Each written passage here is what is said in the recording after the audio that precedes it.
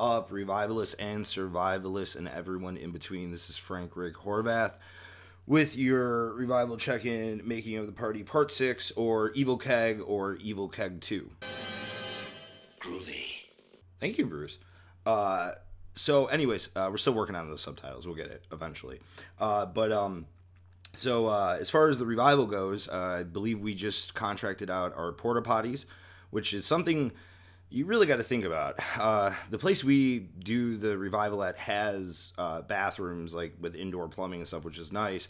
But to be fair, you got to have porta potties and hand washing stations, all that kind of stuff. So I want to say, I gotta check what the contract says. I think it's like $1,400 and something dollars. We got a really good deal that comes with the hand washing stations and the porta potties and the cleaning. But we've also used the service a couple times, so that helps too as well. But I wanted to touch on a couple topics today. One of them was something I saw on Facebook, and it was I want to give props here. It was written by Nathan Walker. He's in the Premiere, and he has Attic Recording Studios and all that stuff. But he had made mention to the music industry being something like the '08 housing bubble, which I thought about for a while, and I was like, man, that's a really, really good representation of kind of what's occurring now. I could do like a 2-hour video, almost movie about this topic, but I'll touch on it briefly. To me, what it does is cause a type of inflation right now.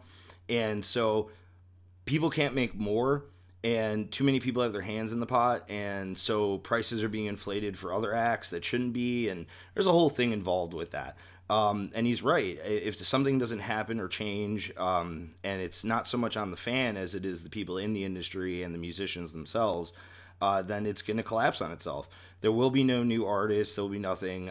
It'll just be all manufactured music that'll be handed to you, because it'll virtually be impossible to put out albums and tour, and especially tour and do live shows, if the scale and the way things are going keep going that way. But that's where people like us step in, right? We're all trying to change that a little bit. So, but that goes into my next thing for today, which is an interesting thing. It's this idea of being able to say no, right?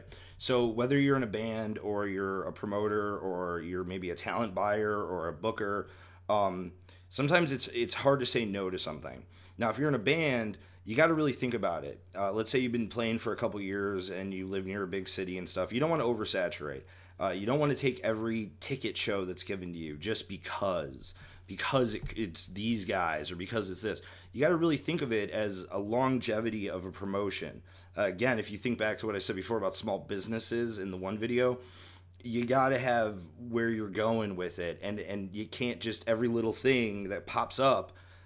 You really got to look at it. Can you promote this enough? Do you have enough time to really get the word out and do it the right way? Are you prepared as an act? Same thing with the promoting aspect or the booking. Are you prepared to work at that level? Are you prepared for the loss that could occur? You don't have to just say yes. Now, I get it. People feel like they have to build up a rep and stuff, and I did the same thing. So it's hard at first, but there are times in this industry where the best thing you can do for your career is to say, no, we're not going to take the show, or no, I'm not going to buy that band at that price, or, any of that stuff. Or no, we're not going to play for free, or no, we're not going to sell tickets. I can go down the list of stuff on both sides of the aisle that at a time you just have to not be fearful of that. So just something to ponder and think about. Other than that, the revival's going great. Stuff's picking up steam. Still got a few spots with the bands we're rolling through, waiting on stage manager Shane and I to have a meeting, clip through some of the bands, and then we'll get back to the rest of you guys out there. I know people have been patiently waiting. I also want to give a shout out to Stone Chrome Radio, official internet station of the revival this year, and then Q Rock 100.7. We're gonna do a huge radio campaign coming up on there. Probably about like a 4 or 5 month radio campaign coming up. So it should be awesome. So anyways, I want to try something a little different this time. I'm gonna reach in the prize vault here. So first person to comment on the video on YouTube, and you gotta like and you gotta be subscribed, and you leave a comment, say chicken dinner. So winner chicken dinner. We will ship you out. We'll contact you and ship you out. We got a copy of for the Headbangers, Volume 7, which is a comp disc that not only has 2017 revivalists on it, Dead by Wednesday, but you get like Hatebreed, Terror, I think What's on this, if that's what I'm thinking of. So there's all kinds of cool stuff. We'll send that out to you. And we'll also throw in Death Division. These guys are awesome dudes. Jerry, what's up, bro? I know he's working on some new projects, but this album's really cool. It's Death Division's Angels of the Black Dawn Part 1. This is the EP. We'll send this out to you. They revivalists from 2016. Also, too, in the package, we'll throw out one of these Death Division wristbands, which are awesome. Look at that. That's a really cool little cutout.